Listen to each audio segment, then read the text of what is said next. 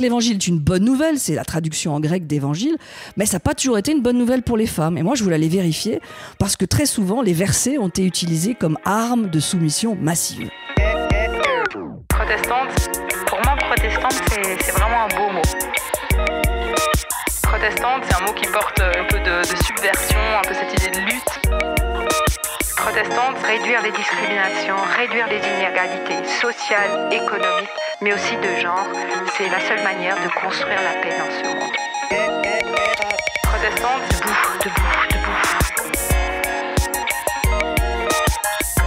Que les femmes se fassent vraiment confiance parce que leur lumière, on en a besoin dans ce monde. Protestante, quand on a Dieu.e avec nous, on peut aller partout. Bonjour à toutes et à tous et bienvenue sur Protestante, un podcast produit par Regard Protestant. Je suis Jérémy Kleiss et aujourd'hui je suis heureux de vous présenter ma conversation avec Valérie Duval-Poujol. En France, une femme meurt tous les 3 jours sous les coups de son conjoint ou ex-conjoint. Un homme, tous les 14 jours. 244 000 femmes par an subissent des agressions physiques ou sexuelles. Ces chiffres, publiés par le ministère de l'Intérieur, font état d'une augmentation de 15% par rapport à 2021. Et en 2019, on estimait que seuls 14% des victimes avaient porté plainte. Ce chiffre aurait augmenté ces dernières années, notamment suite au mouvement MeToo. Mais en incluant les maltraitances verbales, psychologiques, économiques ou spirituelles, on compte plutôt 2 millions de femmes violentées. La violence conjugale concerne tous les âges, tous les milieux socio-professionnels ou ethniques, toutes les religions, et y compris le monde chrétien. Or, cette violence y est encore taboue, trop souvent tue, dissimulée voire légitimée, et excusée par des lectures erronées de certains textes bibliques. Ce sujet, la théologienne Valérie Duval-Poujol s'en est emparée. En 2018, elle fonde l'association Une place pour elle, qui a pour objectif la sensibilisation sur les violences conjugales faites aux femmes et qui se bat pour que ces violences cessent. Plus tard, elle collabore à la création d'une charte d'engagement contre les violences conjugales à destination des églises. Elle co-signe également aux côtés de Cosette Fébricy et de son père, le pasteur Jacques Poujol, le livre « Violence conjugale », accompagner les victimes, et en 2021, elle publie le livre « La Bible est-elle sexiste ?» Sans oublier qu'en 2023, elle a préfacé le livre « La violence conjugale dans les églises évangéliques en France » de l'autrice Muriel Selon. C'était donc une évidence, il fallait que je discute du sujet avec Valérie. Mais Valérie porte de nombreuses autres casquettes. Théologienne passionnée par la Bible, elle est docteure en histoire des religions et en théologie. En 2004, elle a d'ailleurs écrit le livre « 10 clés pour comprendre la Bible ». Parmi ses nombreuses activités aujourd'hui, précisons que Valérie est vice-présidente de la Fédération protestante de France depuis 2018, qu'elle enseigne dans diverses facultés de théologie un peu partout en France et qu'elle anime de nombreuses formations autour de la Bible, des femmes ou de la relation d'aide. Ensemble, nous avons discuté des violences conjugales, de la patriarcalisation de l'Évangile et de la Bible. Sur ce, je vous laisse écouter ma conversation avec Valérie Duval-Poujol. Bonne écoute. Bonjour Valérie Duval-Poujol. Bonjour. Bienvenue sur Protestante. Je suis ravi de pouvoir discuter avec toi. On a réussi, hein ? Je me réjouis. Lors d'un de tes passages à Paris. Et je voulais vraiment marquer le coup, notamment avec le calendrier, parce que à l'heure où cet épisode sortira, on est à quelques jours de la journée internationale de lutte contre les violences faites aux femmes. 25 novembre, journée de l'ONU. Voilà. Et je voulais à tout prix en discuter avec toi, donc nous y voilà. Alors Valérie, pour commencer, comment aimes-tu te présenter ? Et est-ce que tu peux nous dire aussi à quel moment la foi chrétienne et tout particulièrement le protestantisme ont fait irruption dans ta vie ? Alors c'est vrai qu'on se présente de façon différente selon les milieux et peut-être puisqu'on est dans un cadre intime, je voudrais plutôt commencer par des choses qu'on ne dit pas en général. Alors dire que j'adore la mousse au chocolat, que j'adore les voyages et Jean-Jacques Goldman. Voilà, donc je me dis que c'est une autre façon de se présenter aussi par nos passions. Je peux aussi dire mon verset préféré ou des choses comme ça, on peut être beaucoup plus spi, mais voilà, il me semble que ça permet aussi de se présenter autrement. Très bien. Et donc du coup, Oui, la foi. La foi, ouais. Bon, la foi, j'ai eu la chance, comme Obélix, d'être tombée dans la marmite petite. Et ça, c'est un privilège de grandir dans un foyer chrétien, du coup. Et qu'on te transmette ça très jeune, tu gagnes beaucoup de temps. Moi, ça me donne des racines très solides de savoir que mes ancêtres étaient huguenots et qu'ils ont résisté à travers les siècles. Et puis, du coup, la foi était vivante. On parlait des personnages de la Bible autour de la table, comme si c'était des vraies personnes. Et du coup, moi, je pense que c'est comme une plante toute naturelle qu'on arrose et qui grandit. La foi a grandi avec des étapes, on va dire. Alors, dans mon milieu baptiste, ça veut dire voilà un baptême à l'âge adolescent. C'est un moment où du coup on s'approprie plus personnellement les choses. Et puis vers 16 ans, la compréhension que ce sera pas juste une activité parmi d'autres, mais ce sera la première place. La question à 16 ans, c'est quelle place ça va prendre, et la réponse c'était la première place. Donc du coup là, on appelle ça la vocation, on appelle ça l'appel, mais ou simplement l'envie d'être cohérente, et du coup de décider de faire des études de théologie et d'y consacrer en fait sa vie. C'était comment pour toi la foi quand tu avais 16 ans ? Oui, je crois que c'était l'influence de modèles, de figures, où je me disais, voilà, des personnes qui ont vraiment changé le monde. J'étais très influencée en tant que baptiste par Martin Luther King, et j'adorais sa citation qui disait que le chrétien n'était pas un simple thermomètre qui prenait la température, mais qu'il était un thermostat qui changeait la société. Et je me disais, oui, c'est ça. En fait, en tant que chrétien, la foi, c'est une foi en action, c'est une foi qui veut changer les choses. Alors, quand on est ado, on a des idéaux, j'avais envie de changer le monde. Voilà. Et je me suis dit, mais en fait, c'est la foi là qui est la bonne solution. Et je pense que tu es tombée dans une famille relativement militante, oui. Voilà, c'est ça, on peut le dire. Hein. C'était comment un peu ça, cet engagement familial? Oui, c'est vrai que ça donne des racines. Alors de savoir que voilà, il y avait déjà un engagement féministe de mon père et de ma mère. Les deux, c'est pas réservé aux femmes, l'engagement féministe. Et donc j'avais vraiment un père aussi très ouvert sur ces questions, qui m'a toujours dit mais rien n'est impossible. Voilà, le Seigneur s'est pas trompé en te faisant femme, hein, donc tout est ouvert, tout est possible. Et ça donne une confiance dans la vie, une assise, on va dire. Donc ça a permis en fait, on va dire cette ouverture, cette envie d'engagement. Ils étaient très ouverts aussi à la psychologie. Ils ont écrit beaucoup d'ouvrages. Ils étaient assez pionniers dans notre monde là chrétien, de vouloir avoir accès à ces ressources humaines en les associant aussi à la foi, et parce que on s'est bien rendu compte que les problèmes des gens étaient, il fallait pouvoir les adresser, en parler avec les bons outils. Donc du coup, là aussi une autre marmite dans laquelle je suis tombée. On me surnommait Freud quand j'étais petite parce que je voulais analyser tout le monde tout le temps, tout le monde. Mais voilà, je crois que c'est des bons outils ça aussi pour comprendre la nature humaine. Oui, c'est une belle chose d'avoir cette grille de lecture psychologique en plus de cette grille spirituelle qui t'a été transmise. C'est des outils, c'est des bonnes ressources. Ouais. Et il me semble que tu as aussi collaboré avec ton papa sur plusieurs ouvrages, tu le mentionnais. Ça, c'est un privilège parce que ça veut dire c'est intergénérationnel, du coup, avec mon père. Et puis, c'est un homme, une femme, et puis des compétences différentes. Moi, vraiment spécialiste des traductions de la Bible, exégète, et lui, à la fois conseiller conjugal familial, pasteur et psychologue. Du coup, ça permet vraiment cette interdisciplinarité, ce regard croisé. C'est très riche, l'altérité. Et là, de pouvoir le vivre en confiance, en famille, c'était un privilège. Ah bah oui.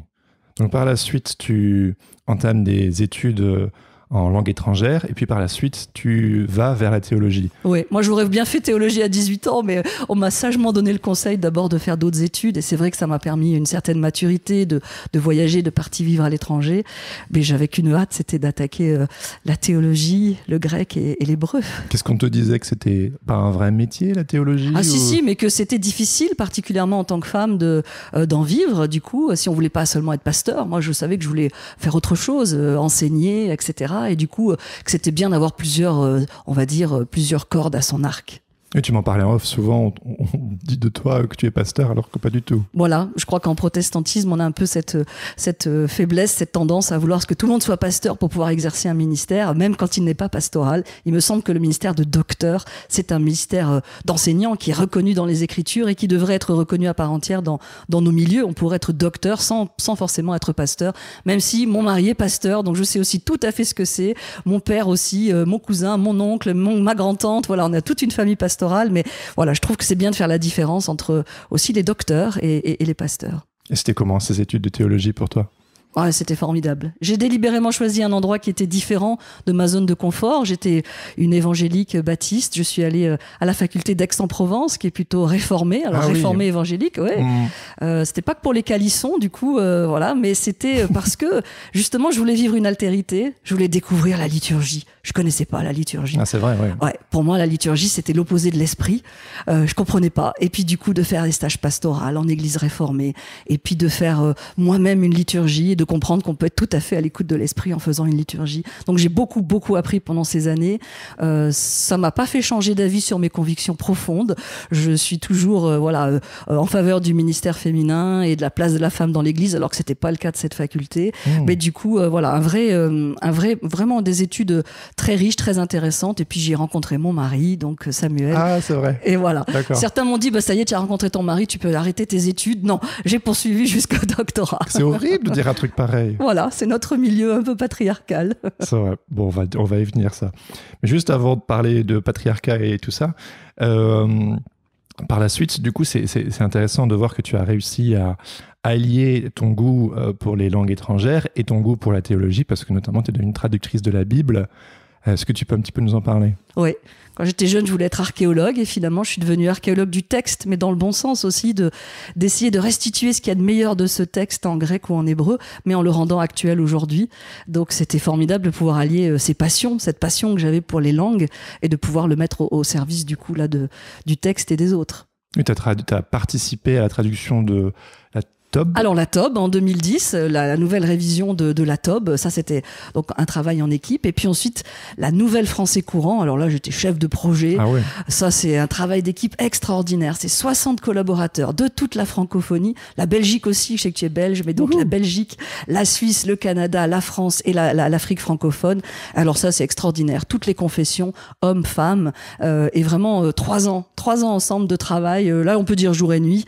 Et je suis très fière du résultat parce qu'en fait ça associe mes 3 passions, la Bible, les femmes, l'œcuménisme. Et là c'était un projet dans lequel je pouvais vraiment vivre les 3 ensemble. Pourquoi les femmes ? Les femmes parce que l'un des axes de révision de la nouvelle français courant, c'était un langage épicène, inclusif, de lutter contre les traductions sexistes qui malheureusement sont encore très nombreuses dans nos traductions françaises.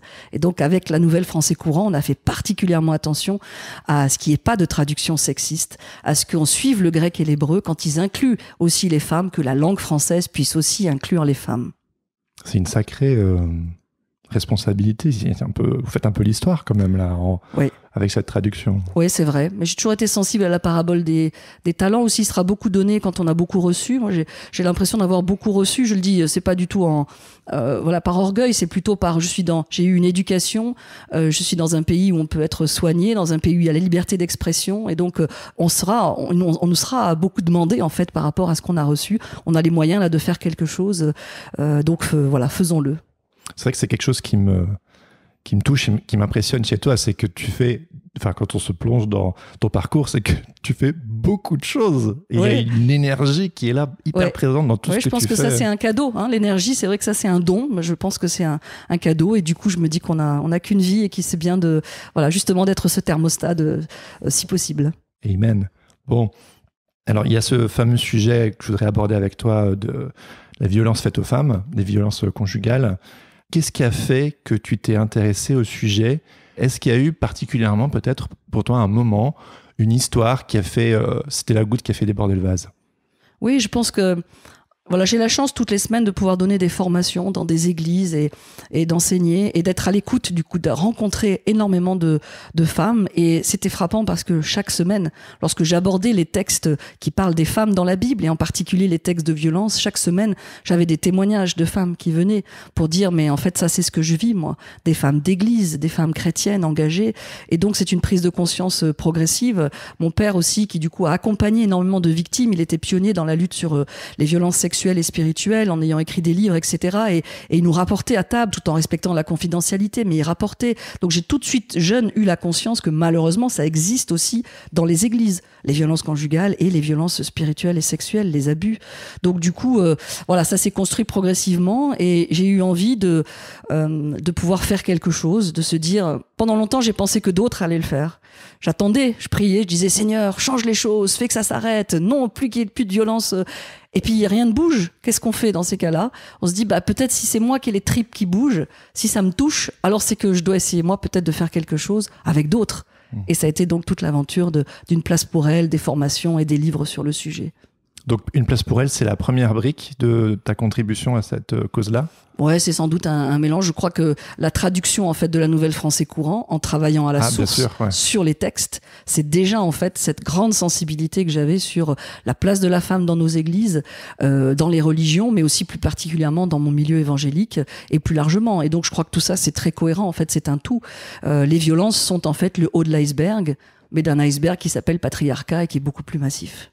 Oui, tout à fait. Du coup, on entend souvent que quand une femme est dans une situation de violence, elle aurait qu'à partir. Pourtant, on sait très bien que c'est beaucoup plus compliqué que ça. Ouais.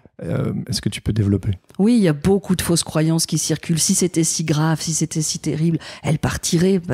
Et puis on se dit, voilà, mais ça n'arrive que chez les autres, ça n'arrive pas dans notre milieu. Beaucoup de fausses croyances qui circulent. Là, ce qu'on oublie, c'est le phénomène de l'emprise. Il faut dire et expliquer ce mot de l'emprise. Elle est comme un lapin qui est pris par les phares de la voiture, impossible de bouger. Pourquoi il s'en va pas, ce lapin ? Pourquoi il se laisse écraser ? En fait, elle est sous emprise. On ne se lève pas un matin en décidant de faire un féminicide, de tuer sa compagne. C'est des années, en fait, d'humiliation, de traquage, de menaces. Et finalement, même quand il n'est pas là, son conjoint, parce que la majorité des victimes sont des femmes. On n'oublie pas les hommes victimes, mais la majorité sont des femmes.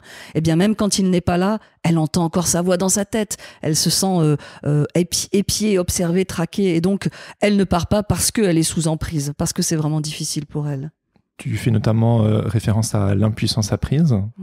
Tu peux développer ça m'a intrigué quand... Alors sans doute que notre culture patriarcale, et c'est pas que dans les églises, là c'est plus globalement dans la société, finalement a préparé un terreau pour que les femmes ne sachent pas poser des limites, ne savent pas dire non. C'est très difficile, encore plus dans un milieu chrétien où on nous a toujours appris à aimer ton prochain comme toi-même, et l'amour pardonne tout, excuse tout, supporte tout. On confond un peu tout en fait, et donc on n'a pas appris aux petites filles qui grandissent ensuite à savoir dire non. Voilà. Et en fait, l'amour, c'est d'abord, quand je dis je t'aime, c'est d'abord je te respecte. Ça commence par le respect. Alors, comment est-ce que, tu le mentionnais, une emprise s'installe dans un couple ? Ouais. Je vous dis, on se lève pas un matin en devenant auteur d'un féminicide. C'est que, bon, il y a aussi beaucoup d'auteurs qui eux-mêmes ont été victimes, mais ça n'est pas une fatalité. On peut faire un travail sur soi et avoir été victime. C'est 4 millions d'enfants dans notre pays qui ont grandi dans un foyer quand même où il y a de la victime, donc où il y a de la violence. Donc c'est énormément d'enfants et la parole se libère petit à petit, mais il faut aussi toujours penser aux enfants dans ces situations. Donc certains deviennent auteurs, mais pas tous. Et donc, eh bien, c'est tout un climat en fait. C'est ce désir de contrôler l'autre, que l'autre soit notre chose, que l'autre nous appartient. Et c'est pour ça que les féminicides ont souvent lieu lorsque la femme décide de partir. C'est quand elle décide de partir que là, il passe à l'acte. Parce que du coup, si je ne l'ai plus, alors personne ne l'aura. Et donc, il va assassiner son épouse ou voir ses enfants. Et on a eu des cas terribles, même dans les églises, du coup, et même de pasteurs, on va dire, auteurs de violences conjugales. Alors, tu parles d'assassinat, mais il y a des tas de formes de violence conjugale. Est-ce qu'on peut un petit peu les... Oui, les féminicides sont là aussi le haut de l'iceberg, pour reprendre cette image. Donc là, c'est tous les 2 jours et demi dans notre pays qu'une femme meurt sous, du coup, la violence de son compagnon ou de son ex. Mais alors, en dessous, si on prend les violences physiques, c'est 200 000 femmes. Et alors, il faut élargir à tous les types de violences, parce que c'est pas que physique, c'est aussi psychologique, sexuel. N'oublions pas le viol conjugal, c'est très récent que la loi française condamne ça. Et les violences spirituelles et économique. Alors là, on arrive du coup à un chiffre beaucoup plus large de 2 millions de femmes dans notre pays. Ça veut dire c'est nos sœurs, c'est nos compagnes, c'est nos filles, c'est nos collègues, c'est nos voisines, c'est celle qui est assise à côté de moi au culte. Ça nous concerne tous, nos sœurs d'église, nos sœurs en humanité. Et du coup, qu'est-ce qu'on va faire par rapport à ça ? C'est énorme, hein ? C'est l'éléphant au milieu de la pièce dont on ne parle pas en fait. On voit bien que la parole se libère sur l'inceste aussi, les violences intrafamiliales, et il n'y a pas de compétition des combats. Il faut mener tout ça en équipe, de front, mais libérer la parole, en parler, parce que le pire c'est le tabou en fait. Martin Luther King, je le cite plusieurs fois, vous comprenez, moi je suis baptiste, alors vous m'excuserez, mais c'est vrai que c'est une figure qui m'a marqué. Il est dans sa prison à Birmingham, Alabama, alors qu'il lutte pour les droits civiques, et il dit, moi ce qui m'effraie, c'est pas la cruauté des méchants, c'est l'indifférence des justes. Et donc là, ça nous appartient justement de pouvoir dire quelque chose, faire notre part, le colibri, comme le dit aussi Pierre Rabhi. C'est quoi le colibri ? Ah, l'histoire du colibri, Pierre Rabhi nous raconte ça en disant qu'il y avait un grand incendie de forêt et que personne ne faisait rien. Et le petit colibri allait chercher une goutte et allait le déposer pour éteindre l'incendie. Les autres animaux, très moqueurs, lui disent « Mais petit colibri, qu'est-ce que tu fais ?» Et le colibri de répondre « Je fais ma part ». Et ça, c'est une invitation pour chacune, pour chacun, là où on est, de faire notre part. Est-ce que c'est de nous former pour être davantage alertés aux signaux, pour pouvoir savoir les bonnes paroles aussi? Qu'est-ce qu'il faut surtout pas dire ou qu'est-ce qu'il faut dire? Est-ce que c'est de se renseigner sur les bons numéros? Là, on rappelle ici le 3919, le numéro d'urgence pour toutes les femmes victimes de violences, ou le 119 pour les enfants. Est-ce que c'est du coup de lire un bon livre dessus? Est-ce que c'est qu'est-ce que ça voudra dire là où je suis, moi où je suis, de soutenir par un don une place pour elle, de devenir membre, de là où je suis, de faire ma part, comme le colibri. C'est vrai qu'on peut se sentir impuissant face à l'ampleur de la situation. Oui. Et je trouve que moi, ce qui m'a encouragé, entre autres, alors outre les textes bibliques, bien sûr, mais c'est aussi, par exemple, la situation de l'Espagne ou du Canada. Ils ont réussi à faire chuter les chiffres. Il n'y a pas de fatalité. Ils se sont donné les moyens. Ils ont formé toutes les personnes qui peuvent être en relation avec des femmes. Donc, ça peut être les assistantes sociales, les maîtresses, les professions aussi au masculin, mais donc tous ceux qui sont en contact, les médecins, qui sont en contact avec des femmes pour qu'ils aient ce réflexe d'oser poser la question, de tendre une perche, de permettre du coup d'interpréter les signes quand la personne est isolée, quand la personne, on n'arrive jamais à la voir seule, quand il l'a isolée des autres, etc. Eh bien, qu'on puisse être formé. Et en ayant formé, l'Espagne a réussi à faire chuter les chiffres de toutes les violences, pas que les féminicides, mais de toutes les violences faites aux femmes. Donc c'est possible. C'est possible. Pourquoi c'est si difficile, du coup, en Europe francophone? Oui, on a sans doute encore ces fausses croyances qu'on est en tant que chrétien, qu'on serait, ou en tant que protestant, là on serait protégé, que ça n'arrive pas chez nous, c'est la petite maison dans la prairie, quoi. Voilà, que nos familles, c'est la petite Séchard Ingalls ou les bisounours ou la bibliothèque rose, comme vous voulez. Mais en fait, du coup, là, la Bible nous aide beaucoup. La Bible, c'est l'antidote parce que elle a des textes de violence faites aux femmes. Il y a plein de textes dans l'Ancien Testament en particulier de violences faites aux femmes, depuis Sarah vendue par Abraham, ou bien Agar, toujours l'épouse de Sarah qui est renvoyée dans le désert, depuis Abigail, la pauvre qui est mariée à Nabal, la brute. On imagine son quotidien, la pauvre Abigail. Les parents de Samson aussi, où le mari n'écoute pas du tout sa femme. Enfin, on a vraiment beaucoup de ces textes, avec le point culminant en Juge 19, la pauvre épouse de second rang, on dit, donc la concubine du Lévite qui est violée en réunion toute la nuit et découpée en morceaux par son mari. Donc là, c'est le summum, Juge 19, on entend rarement des prédications là-dessus. Mais pourquoi ces textes sont là? C'est là que je voulais en venir, c'est que ces textes, ils sont un écho des cris des victimes d'aujourd'hui. La Bible nous dit bien, je sais que le monde n'est pas la bibliothèque rose, il y a des victimes. Et du coup, ils donnent la place, les textes bibliques font place aux cris des victimes, pour que nous aussi, aujourd'hui, on soit à l'écoute des cris de ces victimes et qu'on se dise, il faut faire quelque chose. Et en quoi, du coup, la Bible, pour aller dans ton sens, est un antidote, justement, à ces situations dramatiques? Oui. D'abord en leur faisant une place, en disant qu'elles existent, de lutter contre l'invisibilisation, en disant, bon voilà, ça n'existe pas. Ça, c'est le tabou, c'est le déni. On préférait que ça n'existe pas. Mais si j'en parle pas, ça n'existe pas. Voilà, il y a un peu cette tentation. Donc là, en étant présent, en ayant des récits qui en parlent, et on a aussi la violence intrafamiliale avec, la fille, Tamar de David, qui est violée par son demi-frère. Donc on a vraiment tous les types de violences.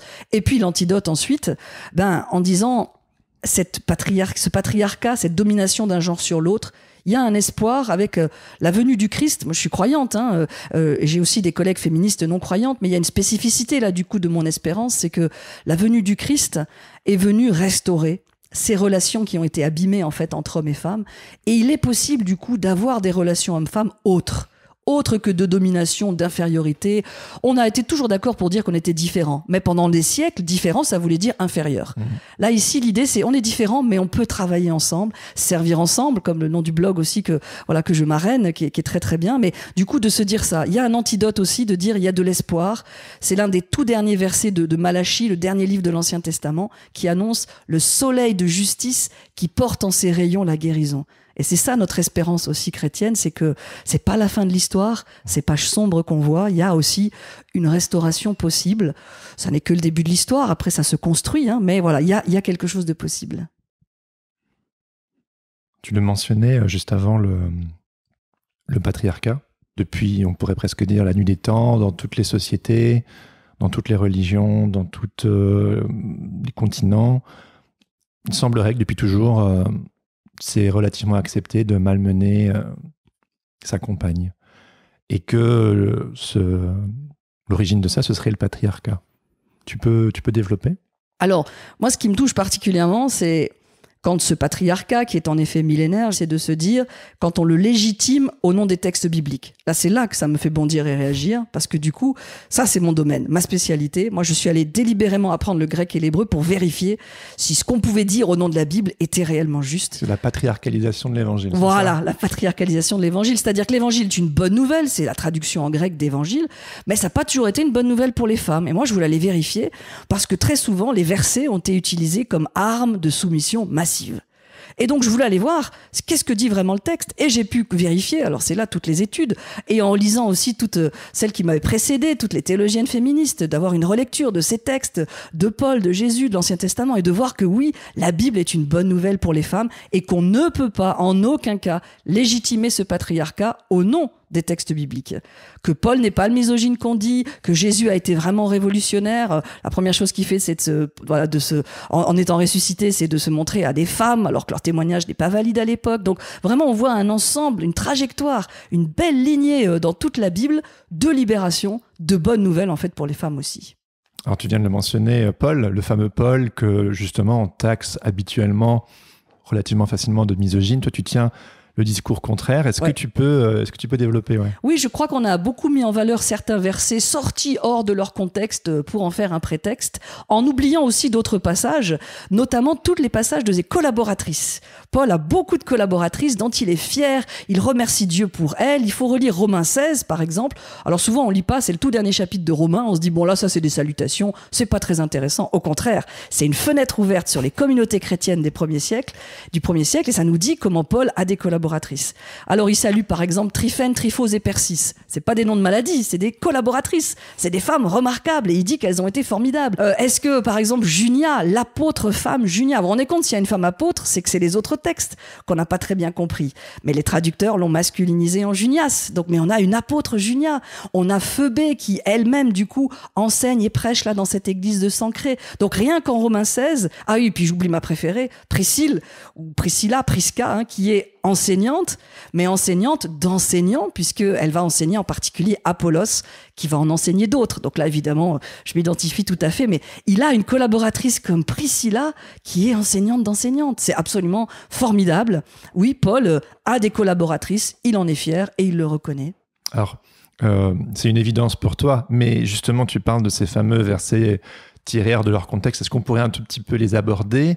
Et tu en parlais aussi tout à l'heure. Parfois, on s'imagine que chez nous, en église chrétienne, en protestantisme, dans sa diversité, que non, on n'a pas ces soucis-là de violence conjugale dans les couples chrétiens, alors que justement, ces lectures de ces versets bibliques, dont on va peut-être un petit peu parler, peuvent peut-être bien souligner et renforcer ce patriarcat et cette violence, en fait. Oui, je pense que ces passages méritent qu'on s'arrête et qu'on les étudie. Il ne faut pas, nous non plus, rentrer dans le slogan.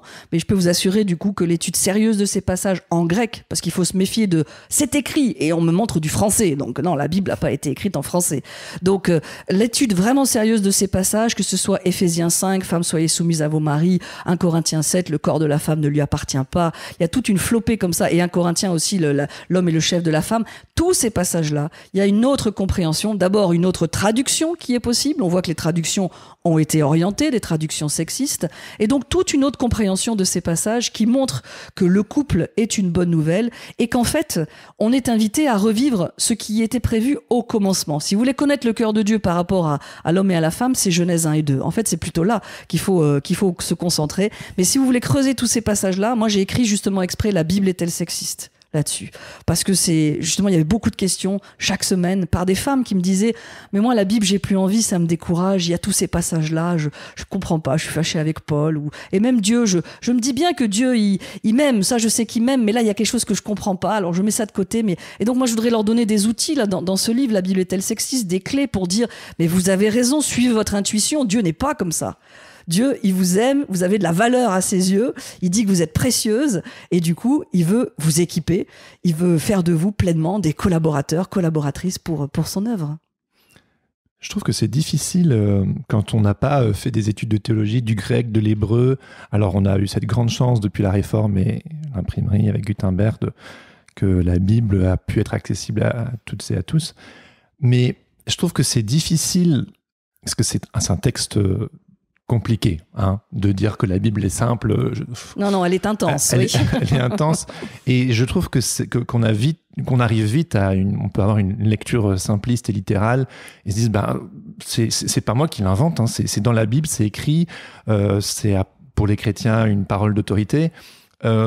Et alors, voilà, je mets juste à la place de toutes ces personnes. Enfin, je veux dire, moi, j'ai dû aussi apprendre à changer mes lunettes, en fait, par rapport à ça. Et c'est pas évident. Non, c'est vrai. L'apôtre Pierre lui-même, dans un de ses écrits, dit que les lettres de Paul, c'est quand même pas simple et que certains les ont tordues. Donc, vous voyez, c'est pas d'aujourd'hui, rien de nouveau sous le soleil. Ça fait déjà des petites querelles entre eux. Exactement. Donc, déjà, il y avait des difficultés. C'est pas des textes simples, mais parce que c'était des écrits de circonstances et que toute la difficulté pour nous sera de voir qu'est-ce qu'il y a d'universel et qu'est-ce qu'il y a de beaucoup plus localisé et circonstancié.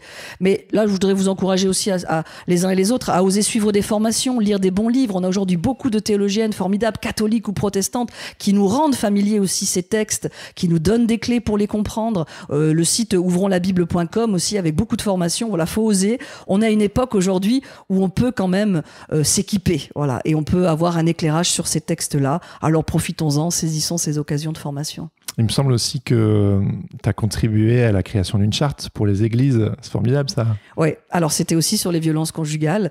Une charte que les églises peuvent afficher. J'en connais un certain nombre qui les ont affichées, du coup, qui ont affiché cette charte, dénonçant les violences conjugales, en disant que ici, c'est un lieu où nous tenons à côté des victimes de violences conjugales, où nous dénonçons la violence conjugale, que rien ne peut la légitimer. Et donc, il y a des églises qui l'ont voté en AG, en Assemblée Générale, des églises avec le Conseil de l'Église, des églises qui ont fait venir les associations d'aide. Il ne faut pas oublier se renseigner sur les associations d'aide qu'il y a aussi autour de votre église pour en faire la pub, pour faire le relais. Et donc ça, oui, c'est un des outils qui est possible. C'est cette charte, du coup, contre les violences conjugales. Tu penses à quelles associations d'aide ? Tu pourras en nommer quelques-unes ? Oui, France Victimes, les CIDF, les plannings familiaux. Le planning familial, c'est quand même inventé par une protestante, Evelyne Sulero. Donc voilà, il ne faut pas oublier tout ce que les protestantes ont amené aussi au féminisme français. Les premières féministes en France, c'est des protestantes, avec d'autres, mais voilà, je pense à Sarah Monod et à d'autres. Donc du coup, voilà, c'est important aussi de garder ce lien avec tous ces mouvements, ces associations qui font un travail formidable, chrétiens ou pas chrétiens, là, ici, mais vraiment de les connaître et de les faire connaître. Alors revenons du coup à les mécanismes des violences conjugales, donc que ce soit dans les églises ou en dehors. Donc on a parlé du patriarcat. Moi évidemment je suis aussi touché par ça en tant qu'homme et de faire ce constat-là. Moi il y a une phrase qui m'a beaucoup marqué quand j'ai lu le livre que tu as écrit avec ton papa Jacques Poujol et Cosette Fébricy. Un homme choisit de maltraiter sa compagne parce qu'il n'a pas exclu cette possibilité. C'est un choix. Là, c'est le mot important. On ne se lève pas un matin où par hasard, d'un coup, on a la main leste ou le mot d'humiliation. C'est un choix. Et c'est là qu'on peut du coup les aider aussi. Il faut aussi souligner tous ceux qui font un travail par rapport aux auteurs de violences. Ça, c'est encore très pionnier. Je pense à l'Armée du Salut à Belfort ou à Mulhouse. Il y a encore très peu de personnes là qui s'engagent sur ces questions-là, d'accompagner les auteurs de violences aussi. Mais il faudrait pas déshabiller Paul pour habiller Pierre. Voilà, si on s'occupe des auteurs, c'est pas pour moins s'occuper des victimes. Mais voilà, il faudrait pouvoir prendre de façon globale le problème et aussi s'occuper des auteurs qui ont fait ce choix de la violence. Et comment on accompagne de manière globale les auteurs ? Alors en général, en ce moment, ça se fait quand il y a déjà un premier jugement, en fait, du coup, et leur peine de prison s'accompagne d'un travail psychologique pour comprendre aussi, du coup, et mettre en place des stratégies pour ne pas céder à la violence. Qu'est-ce qu'ils peuvent faire au moment où ils sentent, du coup, cette violence monter ?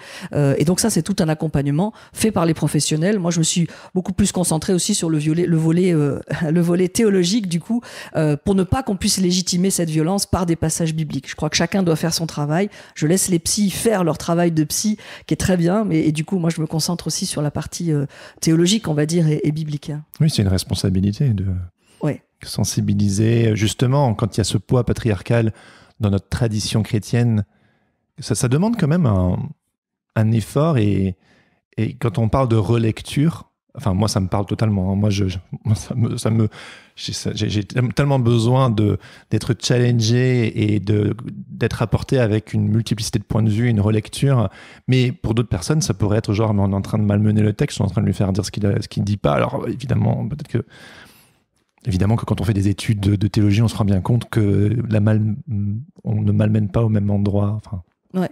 Ouais, mais c'est important aussi ce que vous dites, Jérémy, que vous vous sentiez concerné en tant qu'homme, et ça c'est très important. Cette question-là de lutte contre les violences conjugales, c'est pas une affaire de bonnes femmes. C'est pas des femmes qui, voilà. Alors dans le podcast que vous avez, vous interrogez les protestantes, mais du coup c'est ensemble qu'on doit lutter sur ces questions-là. C'est l'éducation aux petits garçons et aux petites filles. Quelle éducation je donne à mes enfants ou à mes petits enfants? Qu'est-ce que je leur dis en fait? Et puis qu'est-ce qu'on enseigne dans les préparations au mariage? Est-ce qu'il y a des lignes rouges, ou est-ce qu'on prépare juste à la cérémonie du mariage? Mais est-ce qu'il y a des lieux où du coup on permet aux jeunes adolescents dans leur toute première relation de parler avec le violentomètre, un excellent outil, de parler de ce qui est normal ou pas normal dans une relation? Ça se fait ensemble, ça, hommes et femmes. Et donc c'est important qu'en Église on se sente tous concernés en fait aussi, que c'est pas simplement l'affaire de quelques-uns. Moi j'étais très touchée quant à la Fédération Baptiste, c'est notre président du coup, un homme, Thierry Auguste, qui a dit faisons quelque chose déjà pour notre fédération aussi, et on s'est associés pour faire tout ce qu'on a fait ensemble. C'était important que ce soit aussi ensemble. Alors un de tes engagements, Valérie, depuis 2018, si je ne me trompe pas, c'est que tu es vice-présidente de la Fédération protestante de France. Alors du coup, un mot là-dessus. D'ailleurs, on s'est croisés la première fois à la Maison du Protestantisme, c'était rigolo. Ah, très belle maison. C'était pour cet engagement, j'imagine. Oui. Alors, la Fédération protestante, si elle n'existait pas, il faudrait l'inventer. C'est vraiment plus qu'une plateforme, c'est vraiment un lieu, une famille. Moi, je m'y sens comme dans ma famille spirituelle aussi. C'est le lieu où on est plus fort ensemble. On peut ensemble aller plus loin, plus haut, plus fort. Et c'est vraiment le lieu qui nous représente face au pouvoir public, mais c'est aussi le lieu qui facilite la concertation entre nous. En ce moment, l'un des gros chantiers que je mène avec d'autres, c'est la lutte contre les violences spirituelles et sexuelles. Et ça se fait avec la Fédération protestante, parce que du coup, on se rend compte que c'est ensemble, avec toutes les unions et les œuvres, qu'il faut pouvoir faire face à ce fléau. Mais donc vraiment, oui, la fédération, c'est ma famille spirituelle. C'est quoi ces actions contre les violences spirituelles et sexuelles ? Alors on a, lors de l'Assemblée générale de 2023, en janvier dernier, adopté un rapport qui a été fait de la commission éthique. Je vous conseille de le télécharger sur le site de la Fédération protestante, qui dresse un diagnostic, qui fait le point en fait, en disant oui, il y a eu le rapport de la commission Sauvé, de la SIAZ, du côté catholique, et chez nous les protestants, oui, ça existe aussi chez les protestants, dans les groupes scouts ou par des pasteurs, des situations là d'abus, d'emprise, de violence. Et donc on a voulu, il y a eu l'AG, l'Assemblée générale de la Fédération protestante, a adopté ce rapport en le faisant sien et en disant donc maintenant on va mettre en place différentes mesures. Donc on est en train de travailler là-dessus, une ligne d'écoute, des formations spécifiques, un protocole. Qu'est-ce qu'on fait quand un pasteur est incriminé par il y a une plainte contre un pasteur. Voilà. Et c'est quoi les violences spirituelles, pour un petit peu détailler ça, parce que c'est une spécificité aussi peut-être. Enfin, je veux dire, on est sur un podcast où on parle de protestantisme, donc... Ouais. Alors, c'est vrai qu'on connaît plus facilement violence physique ou violence sexuelle. Les violences spirituelles, la spécificité, c'est que du coup, ça va être légitimé par, dans notre contexte à nous, des versets de la Bible ou des croyances spirituelles. On va museler, faire taire la personne au nom de compréhension des textes bibliques, en lui disant, femme, soyez soumise, ou tais-toi, ou une bonne chrétienne ne divorce pas. Et du coup, on a cette emprise spirituelle, une culpabilisation. Donc une fausse culpabilité, parce que la vraie culpabilité, si on est vraiment coupable de quelque chose, mais là, une fausse culpabilité, une culpabilisation écrasante qui fait que la victime est écrasée de culpabilité, qu'elle ose rien faire, qu'elle ose pas dire non, qu'elle ose pas poser des limites. Donc c'est tout ça, là, cette violence spirituelle, cette emprise. Là, je parlais dans le couple, mais ça peut être aussi d'un responsable spirituel sur ses paroissiens, de les culpabiliser pour leur faire donner davantage, pour qu'ils soient davantage présents. En fait, il y a une autre manière de faire beaucoup plus, c'est la responsabilisation. Voilà, là, je fais les choses parce que je suis responsable, je me sens responsable, mais pas la fausse culpabilisation. Et là, ça pourrait être ça aussi du coup. La manipulation. Voilà, la manipulation, c'est un des autres mots là pour cette violence spirituelle. Tu as parlé des enfants, j'aimerais qu'on parle des enfants et aussi des femmes, évidemment, les deux. Quelles sont les conséquences des violences conjugales sur les deux ? Oui.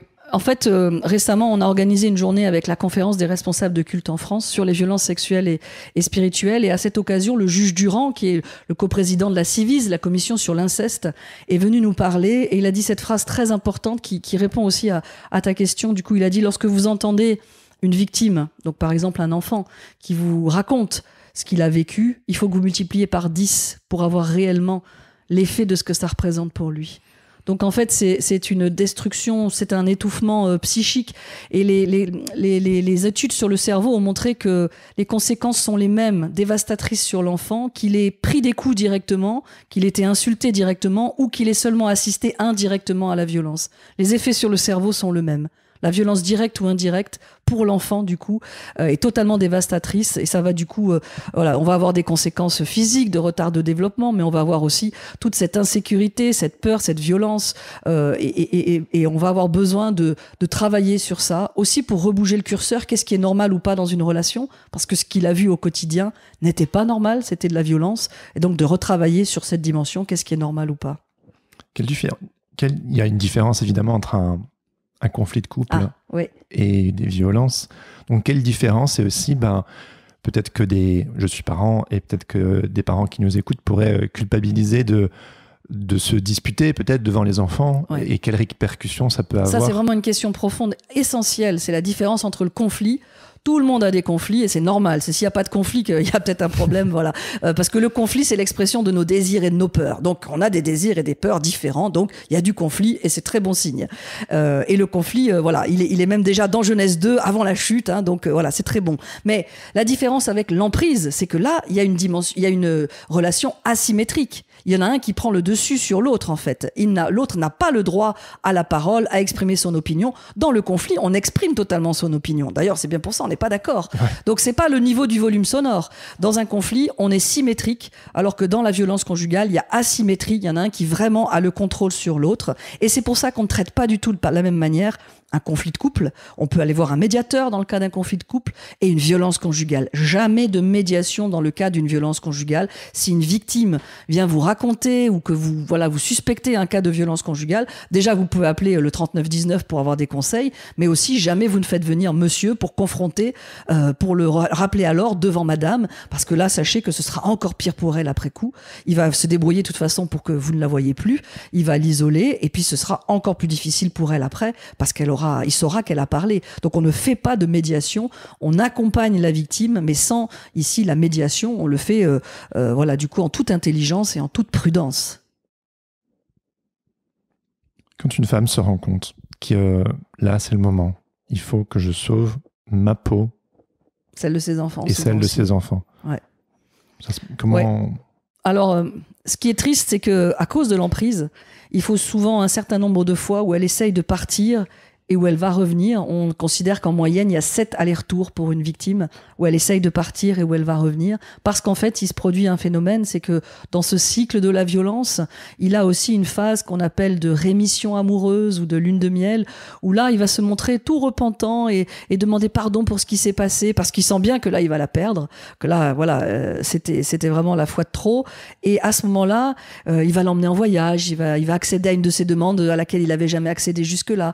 Et elle croit qu'il va changer. Et tant qu'elle croit qu'il va changer, alors elle revient.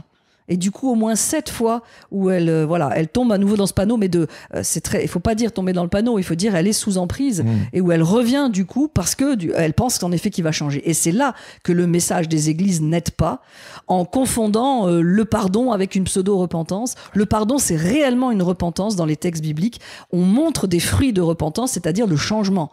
Il y a un réel changement de vie et de comportement. Là, dans cette phase de rémission, c'est un changement en apparence, pour sauver les apparences. Il y aura peut-être même des larmes de crocodile, même peut-être dans le bureau du pasteur, mais en fait, il ne va pas changer. Parce que pour changer, ça voudrait dire accepter qu'elle porte plainte pour qu'il y ait des traces de ce qui s'est passé, accepter d'être en traitement, accepter de suivre une thérapie ou d'être accompagné. Donc ce serait accepter les conséquences de ce qu'il a fait et ne pas le taire et traiter seulement le linge sale en famille, etc. Donc là, ici, il faut des vrais signes de repentance et c'est là que nos milieux n'aident pas parce que c'est là qu'on va sortir tous les versets. Une bonne chrétienne ne divorce pas, une bonne chrétienne ne porte pas plainte, une bonne chrétienne aime tout, pardonne tout, supporte tout. Voilà, c'est là qu'on va utiliser les versets et qu'on ne va pas permettre à la victime de partir. Oui, et justement, on court le risque d'instrumentalisation de la Bible et de justement, tu le disais tout à l'heure, d'en faire une forme d'arme de soumission massive. Le terme, il est fort et il a raison, quoi. l'histoire est jalonnée de mauvaises interprétations des Écritures. Je veux dire, on a légitimé, Bible à la main, l'apartheid en Afrique du Sud, le racisme aux États-Unis, et là maintenant cette violence du coup. Mais c'est mondial. Moi, j'ai aussi la chance d'être dans des réseaux internationaux, et chaque année je vais à l'ONU pour travailler ces questions avec d'autres femmes du monde entier, et donc pas que des chrétiennes, des femmes vraiment là de toutes les religions, de tous les arrière-plans. C'est mondial, c'est un fléau mondial. Donc on doit ensemble du coup partager les ressources, se soutenir, et du coup, il n'y a pas de fatalité. On peut ensemble lutter contre ce fléau. Donc on lutte ensemble. Tu mentionnais tout à l'heure le colibri. Ouais. Quand on se rend compte, et ça peut être délicat parce que si on se rend compte qu'il y a éventuellement des violences conjugales chez des amis, des proches, que sais-je, c'est délicat, je trouve. Comment je pense que beaucoup de personnes, peut-être que les personnes qui nous écoutent pensent à des personnes, ils se sentent impuissantes. Qu'est-ce qu'il faut faire? Comment on peut faire? Oui. Mais déjà, ne pas faire l'autruche, mais oser créer un espace de dialogue, un temps de dialogue quand on la rencontre seule. Et vous verrez que ce sera de plus en plus difficile, du coup, si elle est dans cette situation, d'oser tendre la perche aussi. Peut-être c'est pas la première fois ou la deuxième fois qu'elle répondra, mais voilà, de lui redire que vous êtes disponible, de lui redonner, peut-être lui offrir lui montrer une brochure ou un numéro, etc., pour pouvoir tendre une perche, en fait. Souvent, ces victimes disent, mais j'avais l'impression d'être seule et que personne n'allait me croire. Je crois que le meilleur service qu'on puisse leur rendre, c'est de nous préparer pour que, vous savez que les inconscients communiquent, pour que inconsciemment elles sachent aussi que on va les croire si elles nous parlent. On va les croire. Donc il y a nos amis, il y a nos proches à qui on peut tendre cette perche. Et puis pour tous ceux en situation de responsabilité, là il y a une vraie responsabilité de se former.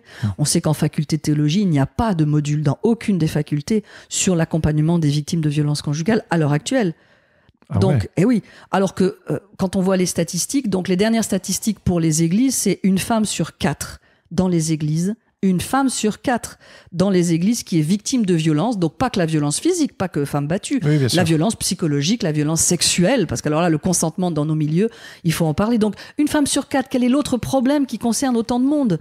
Donc là, les pasteurs doivent aussi se former, et donc avec Empreinte Formation, une place pour elles, on propose des formations aussi adaptées aux pasteurs, parce que on sait qu'on leur a pas appris ça en faculté de théologie. Et donc, du coup, voilà une piste aussi. Tu viens d'en parler, le consentement, la violence sexuelle. Tu t'en as fait un point d'honneur. Ouais. Est-ce que tu peux... Oui, parce que finalement, c'est étonnant, mais c'est très récent que dans notre pays, eh bien, le viol conjugal ait été reconnu, et dans d'autres pays d'Europe, c'est encore en discussion. Et du coup, en fait, c'est l'idée qu'une femme puisse porter plainte contre son mari parce qu'elle n'était pas d'accord et qu'en fait, il l'a violée. Et pendant des générations, eh bien, lorsqu'on allait à la police, à la gendarmerie pour porter plainte, on disait « Mais madame, c'est votre mari, qu'est-ce que vous voulez qu'on fasse ?» Et on est en train d'intégrer que l'amour, évidemment, ça implique le consentement. Et donc, c'est pour ça que c'est devenu facteur aggravant. Le viol conjugal est reconnu comme un délit. Une femme, du coup, elle est maître de son corps. Ce passage d'un Corinthiens 7 est très beau parce que, vous le relirez, il implique une très belle symétrie. Le corps de la femme ne lui appartient pas, le corps de l'homme ne lui appartient pas. Et le fait qu'il y ait cette symétrie, c'est pour nous dire personne ne peut instrumentaliser l'autre dans sa sexualité, le lieu le plus intime finalement de la relation. On ne peut pas instrumentaliser l'autre, ça doit se vivre en concertation, en dialogue, et donc le devoir conjugal n'est pas quelque chose ici qui existe. Alors que Dieu sait que ce verset a été utilisé pour le contraire. Eh ben justement, Dieu le sait. Voilà, Dieu le sait bien. Et donc, on peut pas légitimer ça avec les versets bibliques. Il faut relire Cantique des Cantiques et ce jeu amoureux formidable entre la bien-aimée et le bien-aimé. Comment elle prend l'initiative aussi. Il faut relire, tous ces passages-là. Mais la sexualité était vraiment un sujet tabou, on va dire, par ce puritanisme de toute église confondue ici. Oui. Là, il y a eu un gros tabou par rapport à ça. Pourquoi?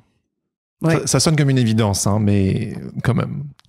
Pourquoi? Ouais, moi je crois que ça c'est à nouveau le fruit du patriarcat. On va pas tout le mettre sur le dos, mais quand même, on a du coup aussi, quand même, oui, on est vraiment encore dans les suites. C'est une construction millénaire. Donc nous, on est la 2e génération. Là, je vois ma mère, ils sont battus pour des droits, et je suis la 2e génération. On dit qu'il faut au moins 3 générations pour vraiment changer un inconscient collectif. Donc voilà, j'espère que mon fils adolescent, on essaie de lui transmettre aussi des choses et que ce sera. Mais vous savez, Simone de Beauvoir le disait très justement, c'est chaque génération qui doit aussi se battre pour les droits, et à l'occasion d'une crise, elle avait tout à fait raison, à l'occasion d'une crise, c'est en premier les droits des femmes sur lesquels on va rogner. Donc c'est une vigilance de chaque génération en fait.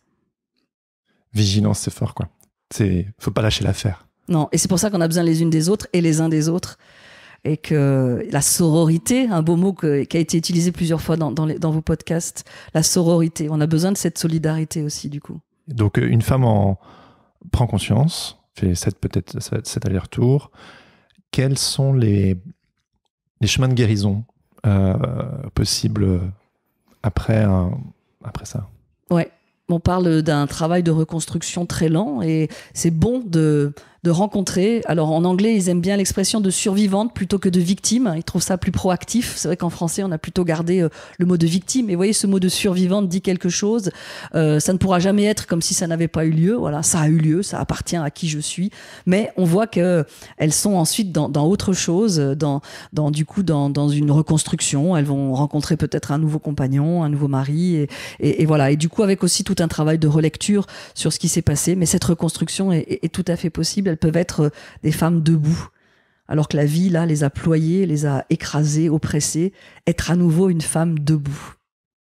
Et ça, c'est un des passages que je préfère aussi dans la Bible, une des rencontres de Jésus qui guérit une femme qui était courbée depuis 18 ans.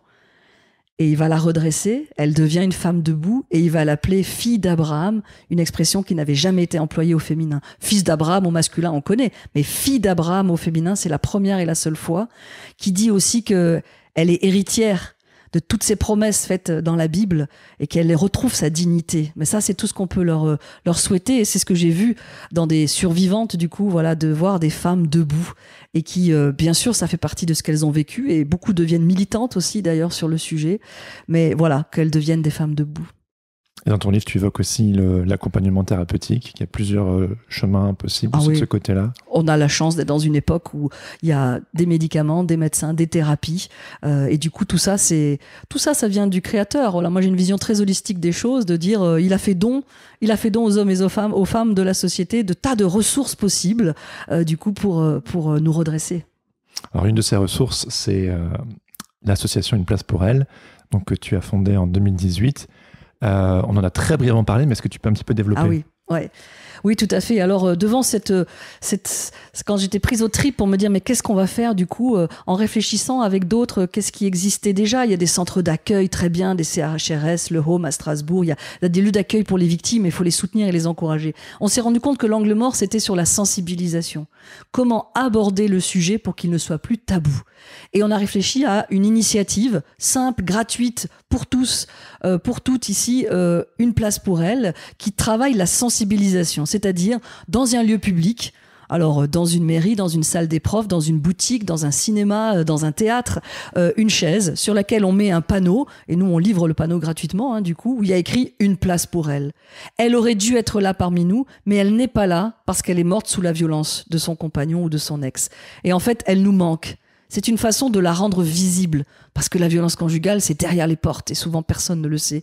Et du coup, de la rendre visible, de lui rendre hommage, et en parlant des féminicides, on parle du haut de l'iceberg, puisqu'on a dit qu'il y avait toutes les autres violences derrière. Donc, une place pour elles, ces femmes-là, qui auraient dû être là parmi nous, mais qui ne sont plus là, parce que féminicide. Quelles histoires ou quels changements ce travail a pu... Ouais. Alors, c'est particulièrement fort pour le 25 novembre ou le 8 mars, la journée de la femme. Ça a été traduit dans une quinzaine de langues maintenant. On l'a présenté à l'ONU comme initiative parce que vraiment, on a eu beaucoup de retours de l'impact de la libération de la parole que ça a créé. Lorsque les gens voient le signe, la chaise, dans un lieu public. On l'a même fait dans des cultes, dans des synodes, dans des assemblées générales de la Fédération protestante. Ça met un joli petit froid, là. Oui, mais en même temps, juste après, le temps d'après, il y a d'abord la sidération, et le temps d'après, c'est libération de la parole. Ah mais tu sais, je t'ai jamais dit, mais ta grand-mère. Ah mais tu sais, la voisine. Ah mais tu sais, et du coup, on se met à parler du sujet. Et ça, c'est lutter contre le tabou. Comment on brise un tabou? Par la définition du tabou, c'est qu'on n'en parle pas. Là, la chaise vous donne l'occasion d'en parler. Et du coup, on a eu beaucoup d'histoires très positives de villes entières qui se sont bougées, voilà, qui ont consacré un square avec un banc rouge, par exemple, justement en hommage aux victimes de féminicide, et qui ont accompagné ça. Évidemment, la chaise est un prétexte. Oui, ensuite pour pouvoir, voilà, un symbole pour ensuite faire des formations, des journées pour en parler, voilà, pour lire un livre sur le sujet. Donc c'est vraiment un symbole et une occasion. Et là, c'est tout le monde. Là où on l'a fait dans un conseil municipal, on l'a fait, voilà. Donc il y a vraiment plein de lieux, dans un aéroport, dans les lieux. Venez sur Une place pour elle et vous verrez toute la galerie de photos. Et vous, où allez-vous du coup faire la chaise rouge ? Là où je suis, dans le milieu dans lequel je suis, vous verrez que ça porte des fruits, en fait, là, ici, de libération de la parole.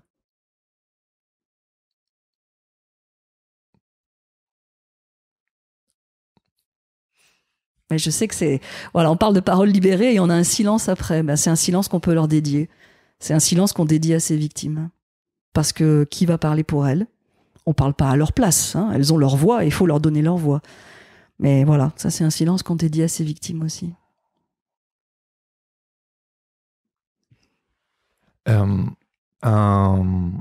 mot sur tes formations aussi pour... c'est aussi sans transition, comme on dit dans les médias. Oui, voilà. Il y a l'émotion. Ouais. Elle est bonne, cette émotion, Jérémy, parce que justement, je parlais de l'indifférence tout à l'heure, il n'y a rien de pire que l'indifférence. Et c'est d'abord, souvent, les choses nous prennent aux tripes. Et si ça nous prend aux tripes, c'est qu'on est, voilà, on doit aussi se demander qu'est-ce que je peux faire. Voilà, venez sur le site, vous pouvez voilà, soutenir financièrement. Voilà, les chrétiens diraient aussi prier, voilà, mais c'est important de traduire ça par des actes. On se sent impuissant beaucoup face à... Et puis moi, en tant qu'homme, c'est faire ce travail d'introspection, de repérer. J'ai eu la chance de faire un travail thérapeutique et tout, justement, pour... Je pense même que mon travail thérapeutique, une des raisons qui m'a poussé, c'est de me rendre compte de non seulement ce qui coinçait peut-être chez moi, mais aussi de me rendre compte des mécanismes qui me dépassent et qui sont peut-être aussi le fruit du patriarcat, et où je me rendais compte que je faisais peut-être du tort involontairement aux personnes que j'aime le plus, et de libérer la parole et d'en parler. C'est pour ça, quand j'ai vu la date, j'ai dit, il faut faire un épisode dessus, quoi. À quelques jours de la Journée internationale de lutte contre les violences conjugales, qu'aimerais-tu dire aux femmes qui écouteront éventuellement ce podcast ? Alors j'étais très touchée, je vous répondrai en racontant la rencontre qui m'a beaucoup touchée avec Denis Mukwege, le prix Nobel de la paix, qui est cet homme qui répare les femmes au Congo, il répare les victimes de viols de guerre, et cette rencontre m'a beaucoup touchée. On a prié ensemble et je lui ai demandé, mais Denis Mukwege, qu'est-ce qui vous porte, qu'est-ce qui vous soutient ? Parce que vraiment, il voit l'horreur, et ça dure depuis des années et des années. Et il m'a répondu ce psaume, et je voudrais leur laisser ce psaume du coup aussi à toutes ces femmes, c'est ce psaume 121. Je lève les yeux vers les montagnes. D'où me viendra le secours ? Mais là, c'est un cri. D'où est-ce que va me venir le secours ?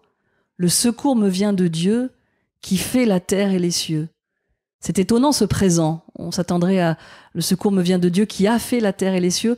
Mais c'est bien un présent pour dire que Dieu continue d'agir aujourd'hui. Dieu est présent, Dieu vous voit. On n'est pas invisible, Dieu nous voit. Et l'une des manières qu'il a d'agir aujourd'hui, c'est par nos mains à nous les chrétiens aussi ici.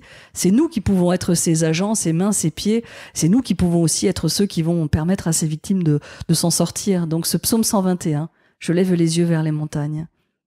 Et pour les hommes qui nous écouteront. Oui, c'est un psaume non genré, non sexué, donc ils peuvent tout à fait aussi se sentir interpellés que eux aussi sont collaborateurs de Dieu dans ce champ de la mission, et prier parce qu'on manque d'ouvriers. Donc je crois que là ça s'applique tout à fait aussi au masculin, on manque d'ouvriers qui vont se lever et dire bah oui, ça c'est aussi un combat du coup que je fais mien, comme tu l'as fait, Jérémy. Qu'évoque pour toi le mot protestante ? Une protestante, c'est d'abord et avant tout une chrétienne, c'est une famille de foi à côté de nos sœurs catholiques, orthodoxes, et le protestantisme dans toute sa diversité. La protestante, c'est cette femme qui fait sien les paroles de Marie Durand, des prisonnières de la Tour de Constance, résister, qui veut résister du coup à ce qui dans ce monde a besoin qu'on y résiste. C'est une femme protestante, elle est thermostat et pas thermomètre, elle est témoin d'espérance. Merci beaucoup Valérie. C'était ma conversation avec Valérie du Val-Poujol. Un grand merci à Valérie pour son temps, sa passion et son engagement. Si son témoignage vous a touché, n'hésitez pas à le lui dire. Vous pouvez aussi approfondir son travail en vous procurant les livres « Violence conjugale, accompagner les victimes » ou « La Bible est-elle sexiste ?» disponibles aux éditions Empreinte Temps Présent. Je vous recommande aussi son site ouvronslabible.com où vous retrouverez la liste de ses diverses formations, sans oublier le site de son association Une Place pour Elle sur www.uneplacepourelle.fr.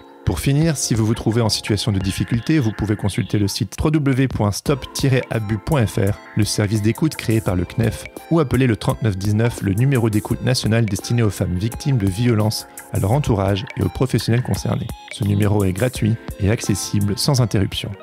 Ce podcast est produit par Regard Protestant, qui propose chaque jour un regard sur l'actualité vue par les médias protestants. Pour en savoir plus, visitez www.regardprotestant.com. Si cet épisode vous a plu, n'hésitez pas à le partager avec vos amis, à mettre 5 étoiles sur Apple Podcast ou à laisser un commentaire sur Spotify. Ça aide vraiment le podcast à se faire connaître de plus en plus. Vous pouvez également m'écrire pour me faire part de vos retours ou me faire des suggestions d'invités sur le compte Instagram @protestante-podcast. Vous retrouverez toutes les informations dans les notes de cet épisode. Je termine en remerciant Laurent Bazar pour l'habillage sonore de ce podcast. Sur ce, je vous donne rendez-vous dans 2 semaines pour un nouvel épisode. En attendant, bonne semaine à toutes et à tous. Ciao ciao.